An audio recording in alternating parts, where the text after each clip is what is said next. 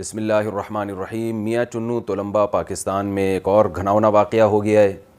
پے در پہ ایسے واقعات ہوتے چلے جا رہے ہیں، لیکن ہماری قوم میں جو شدت پسند لوگ ہیں، مذہب کا غلط استعمال کر رہے ہیں، ان کو ذرا بھی شعور نہیں پیدا ہو رہا، ان میں ذرا بھی خدا کا خوف پیدا نہیں ہو رہا کہ کبھی توہین رسالت کے نام پہ، کبھی توہین قرآن کے نام پہ کیا جس کو چاہیں اٹھا کے مار دیا جاتا ہے، جس کو چاہتے ہیں اٹھا کے قتل کر دیا جاتا ہے۔ بہت سستا ہو گیا ہے ہمارے ملک میں انسانی جان کا قتل، اور انسانی خون بہت ہلکا ہو گیا ہے۔ آپ کو پتہ ہے کتنا گھناؤنا واقعہ ہوا ہے کہ ایک آدمی جس کا دماغی توازن ٹھیک نہیں ہے، اس پہ توہین قرآن کا جو ہے نا کہ قرآن اس نے جلایا ہے، اور اس بیس پہ اس پہ توہین کا فتویٰ لگا کے اس کو قتل کر دیا گیا، لٹکا دیا گیا۔ پاگل آدمی تو شرعی حکام کا مکلف ہی نہیں ہوتا۔ کوئی بھی شخص کچھ بھی کر رہا ہے، یہ تو نہیں کہ آپ نے اٹھ کے مارنا کوٹنا پیٹنا شروع کر دینا اس کو۔ یہ کام تو کورٹ کا ہے، عدالت کا ہے، عدالت فیصلہ کرے گی کہ اس نے توہین کی ہے یا نہیں کی ہے۔ مسلسل پے در پہ یہ واقعات بہت تیزی کے ساتھ ہو رہے ہیں ہمارے ملک میں۔ قرآن کیا کہتا ہے؟ ان جاءکم فاسق بنبأ فتبینوا، اے ایمان والو جب کوئی فاسق خبر لے کر آئے پہلے تحقیق تو کرو کہ اس کی خبر کی حیثیت کیا ہے۔ وَإِذَا جَاءَهُمْ أَمْرٌ مِّنَ الْأَمْنِ أَوِ الْخَوْفِ أَذَاعُوا بِهِ، قرآن کہتا ہے جب بھی کوئی خبر آتی ہے یہ لوگ پھیلانا شروع کر دیتے ہیں۔ وَلَوْ رَدُّوهُ إِلَى الرَّسُولِ وَإِلَى أُولِي الْأَمْرِ مِنْهُمْ، اس خبر کو رسول کی طرف لوٹاؤ۔ اگر نبی صلی اللہ علیہ وسلم تمہارے درمیان موجود نہیں ہیں تو اولو الامر جو اس معاملے کے اہل ہیں، جو تفتیش کے اہل ہیں، جن کا کام ہے دن رات تفتیش کرنا، گہرائی میں جا کے کسی خبر کی حقیقت جاننا، ان تک اس خبر کو پہنچاؤ، حکمرانوں تک اس خبر کو پہنچاؤ۔ تو حکمران کی ذمہ داری ہے، حاکم کی ذمہ داری ہے، کورٹ کی ذمہ داری ہے کہ وہ ایسے کیسز میں وہ فیصلہ کرے کہ کس نے توہین کی اور کس پہ جھوٹا الزام لگائے، کس کا دماغی توازن ٹھیک تھا، کس کا دماغی توازن خراب ہے۔ کورٹ جب تک فیصلہ نہیں کرتی، اور کورٹ کو بھی دباؤ نہ ڈالا جائے۔ بعض وکیل پریشان ہوتے ہیں، ہم سے شکایت کرتے ہیں کہ توہین کے کیسز میں اگر ہم وہ شخص جس پہ الزام لگائے، ہم اگر اس کی حمایت کرتے ہیں، ہمیں پتہ ہوتا ہے کہ الزام جھوٹا لگائے، لیکن وکلاء کہتے ہیں اگر ہم اس کی حمایت کریں تو ہمیں ڈر یہ ہوتا ہے کہ ہمیں اڑا دیں گے، لوگ قتل کر دیں گے۔ قوم اتنی جذباتی ہو جاتی ہے۔ یہ جذباتی پن قیامت کے دن آپ کے گلے پڑ جائے گا۔ یہ کوئی آپ اس عمل سے نبی صلی اللہ علیہ وسلم کو خوش نہیں کر رہے ہیں، اس عمل سے آپ اللہ کو خوش نہیں کر رہے ہیں، تو خدا را کچھ ہوش کے ناخن لیں۔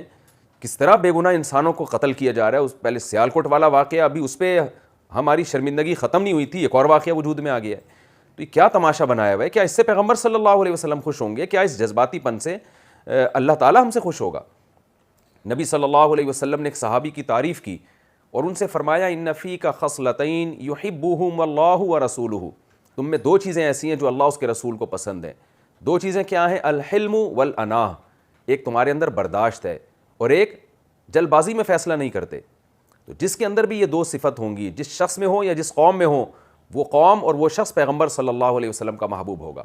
اتنا محبوب کہ اللہ کے نبی صحابی رسول کے ان کے چہرے پہ ان کی تعریف کر رہے ہیں، حالانکہ حدیث میں چہرے پہ تعریف سے منع کیا گیا ہے، لیکن آپ صلی اللہ علیہ وسلم کو یہ دو صفات کہ برداشت اور جلدی میں فیصلہ نہیں کرنا، کسی چیز کی گہرائی تک جانا ہے، یہ دو چیزیں پیغمبر صلی اللہ علیہ وسلم کو اتنی محبوب کہ جس صحابی میں یہ دو چیزیں تھیں، ان صحابی کے چہرے پہ آپ صلی اللہ علیہ وسلم نے ان کی تعریف کی ہے کہ یہ دو صفت اللہ کو بھی محبوب ہیں اور اللہ کے رسول صلی اللہ علیہ وسلم کو بھی محبوب ہیں۔ تو یہ جو حالات ہیں نا جس میں دیکھیں، پہلی بات تو یہ کہ اگر کسی شخص کا دماغی توازن ٹھیک نہیں ہے، وہ تو شرعی حکام کا مکلف ہی نہیں ہے، وہ تو کلمہ کفر زبان سے بول دے تو کافر نہیں ہوتا، اس پہ تو کوئی سزا ہی نہیں بنتی ہے۔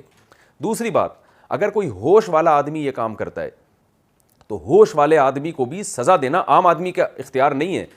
لوگ عام طور پہ خود ہی سزائیں دینا شروع کر دیں گے تو پتہ کیسے چلے گا کہ اس میں صحیح کون ہے غلط کون ہے؟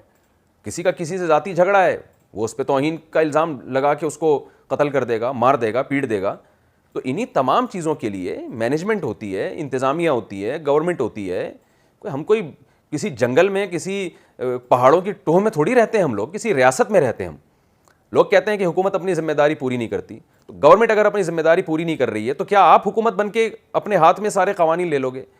کل کوئی آپ کو مار کے چلا جائے گا اور بولے گا اس نے فلاں کی توہین کی تھی، فلاں کے ساتھ ناانصافی کی تھی اس نے۔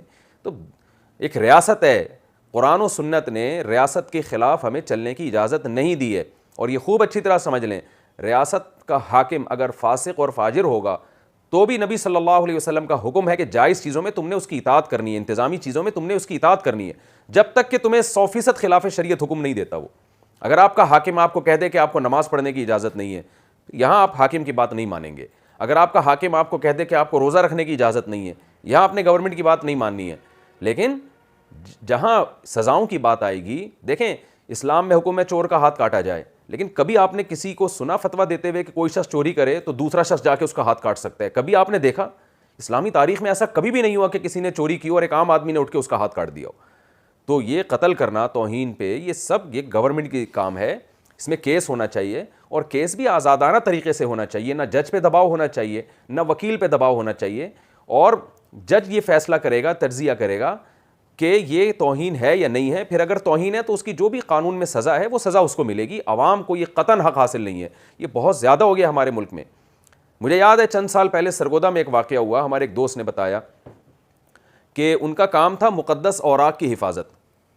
وہ پورے شہر سے مقدس اوراق کو جمع کرتے تاکہ ان کی توہین نہ ہو, اور وہ ان کو ایک ڈرم میں ایک جگہ پہ جمع کرتے رہتے. ان کو ایک دن خیال آ گیا کہ یہ لوگوں کے پاؤں کے نیچے آ رہے ہیں, تو کیوں نہ ان کو جلا دیا جائے, راکھ بنا دیا جائے, تاکہ بے ادبی سے حفاظت ہو. بہت سے فقہا نے لکھا ہے کہ مقدس اوراق کو بے ادبی سے بچانے کے لیے بھی جلایا جاتا ہے. یہ فقہا نے اس کی اجازت دی ہے, کتابوں میں یہ مسئلہ لکھا ہوا ہے. ہم نے بڑے بڑے علماء کو دیکھا ہے کہ وہ قرآن کی اوراق جو ہے کسی کے پاؤں کے نیچے نہ آ جائیں تو ان کو جلا دیتے ہیں, کیونکہ جلانے سے وہ الفاظ مٹ جاتے ہیں, پھر اس میں توہین کا عنصر ختم ہو جاتا ہے. بعض دفعہ توہین کی نیت سے جلایا جاتا ہے قرآن مجید, بعض دفعہ توہین سے بچانے کے لیے اوراق کو جلایا جاتا ہے. تو اس میں نیت کا بڑا دخل ہے کہ آپ کی نیت کیا ہے. تو سرگودا میں ان صاحب نے ایسا کیا, وہ کہتے ہیں کہ میں نے وہ کہتے ہیں کہ میں نے یہ ارادہ کیا کہ بھئی یہ تاکہ لوگوں کے پاؤں کے نیچے نہ آئیں, تو اب ظاہر ہے یا تو ان کو سمندر میں بہایا جائے گا یا یہ کہ ان کو جلایا جائے گا. سمندر میں بہائیں گے تو ظاہر ہے وہاں بھی کچھ نہ کچھ توہین کا تو چانس ہے نا, کوئی کشتی جا رہی ہے, اب سر پھرے لوگ وہ وہاں بھی توہین کا مسئلہ بنا دیں کہ انہوں نے سمندر میں قرآنی اوراق کو پھینکا ہے. تو وہ کہتے ہیں میں نے کیا کیا, میں نے جلا دیا, ایک جگہ جمع کر کے آگ لگا دی. نیت یہ تھی کہ اس کی توہین نہ ہو. کہیں سے پڑوسیوں کو پتہ چل گیا, انہوں نے کیس کر دیا جی ان کے خلاف. ایک عذاب میں آ گئے وہ, بڑا مصیبت سے ان کی جان چھوٹی ہے. تو جس کا کام تھا بیچارے کا سارا دن مقدس اوراق کی حفاظت کرنا, اسی پہ قرآن کی توہین کا کیس ڈالا جا رہا ہے. تو یہ قوم ہماری پاگل ہو گئی ہے, اس کا دماغ خراب ہو گیا ہے. تو میں کہتا ہوں جس بیچارے پاگل کو قتل کر کے لٹکایا گیا ہے وہ پاگل نہیں تھا, پاگل وہ لوگ تھے جنہوں نے تفتیش کیے بغیر خود قانون میں ہاتھ میں لے کر اس کے ساتھ یہ حشر کیا.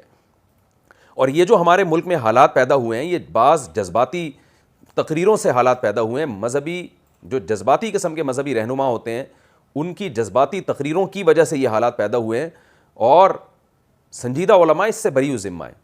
تو خدا را جو سنجیدہ علماء ہیں جن میں حلم اور انات ہے, جب بھی وہ بات کرتے ہیں تو برداشت کے ساتھ, انات ہے ان کی طبیعت میں, جلد بازی میں فیصلہ نہیں کرتے, سوچ بچار کے ساتھ قوم کو گائیڈ کرتے ہیں, تو خدا را ان لوگوں کی تقریریں سنیں, جذباتی لوگوں کے پیچھے نہ چلیں. یہ جذباتی لوگ نعرے بہت اچھے لگاتے ہیں عشق رسول کے, عشق خدا کے, اور پھر اس قوم کے اندر جذباتیت پیدا کرتے ہیں. ان کی صحت پہ کوئی فرق نہیں پڑتا کہ پاکستان پہلے ہی گرے لسٹ میں ہے, بلیک لسٹ میں چلا گیا تو کیسے قوم بھوکے اور ننگے مرنا شروع ہو جائیں گے یہ قوم. اور ان کی صحت پہ اس سے کوئی فرق نہیں پڑتا کہ بین الاقوامی طور پر ملک کی حالات پر کیا اثر پڑ رہا ہے اور ملک کہ کیسا دیوالیہ نکل رہا ہے. ان کی صحت پہ کوئی فرق نہیں پڑتا کہ اس سے اسلام دنیا میں کتنا بدنام ہو رہا ہے. اس سے لوگوں کا اسلام میں داخلہ شروع نہیں ہوگا, بلکہ لوگ اور اسلام سے دور ہونا شروع ہو جائیں گے, مسلمانوں کو دہشت گرد کہنا شروع کر دیں گے. حالانکہ مسلمانوں کے سنجیدہ علماء ان چیزوں کے قائل نہیں ہیں. اس سے اللہ اس کے رسول صلی اللہ علیہ وسلم قطعاً خوش نہیں ہوں گے. اللہ اس کے رسول صلی اللہ علیہ وسلم کو حلم اور بردباری پسند ہے, برداشت پسند ہے, سوچ بچار کے بعد فیصلہ کرنا پسند ہے. تو خدا را ملک میں ایسے حالات پیدا نہ کریں. مذہب کے نام پہ جو شدت پسندی ہمارے معاشرے میں پھیل رہی ہے, اس سے مذہب بدنام ہو رہا ہے, اس سے ہمارا ملک بدنام ہو رہا ہے, اس سے دین بدنام ہو رہا ہے. تو خدا را یہ کام مت کریں, اس سے باز آ جائیں. اسی میں اللہ اس کے رسول صلی اللہ علیہ وسلم کی رضا ہے. اور گورنمنٹ پر بھی لازم ہے کہ جن لوگوں نے اس مجذوب اور پاگل آدمی کو قتل کیا, اس کو سزا دی, ان تمام لوگوں کو پکڑ کے ان تمام لوگوں کے خلاف کیس ہونا چاہیے, ان تمام لوگوں کو قرار واقعی سزا ملنی چاہیے. جیسے سیالکوٹ میں جن لوگوں نے غیر ملکی کو قتل کیا, تو ان قاتلوں کو, ان پروپیگنڈا کرنے والوں کے خلاف ایف آئی آر ہونی چاہیے, ان کی سخت سزا ہونی چاہیے ان کے خلاف. اگر آپ نے یہ سزائیں نہیں دی, گورنمنٹ اپنی ذمہ داری پوری نہیں کر رہی ہے, تو یہ واقعات اور بڑھتے چلے جا رہے ہیں, بے گناہ لوگ اس کی لپیٹ میں آ رہے ہیں. میں اللہ سے دعا کرتا ہوں کہ اللہ تعالیٰ ایسے شدت پسندوں سے ہمیں نجات عطا فرمائے, اور ہمیں ایسے مذہبی ہماری عوام کو ان مذہبی رہنماؤں کو فالو کرنے کی توفیق عطا فرمائے جو معاشرے میں برداشت اور بردباری کا حکم دے رہے ہیں، معاشرے میں برداشت اور بردباری کو فروغ دینے کی کوشش کر رہے ہیں۔ اللہ تعالی ہمیں سمجھنے کی اور عمل کرنے کی توفیق عطا فرمائے۔ وما علینا الا البلاغ۔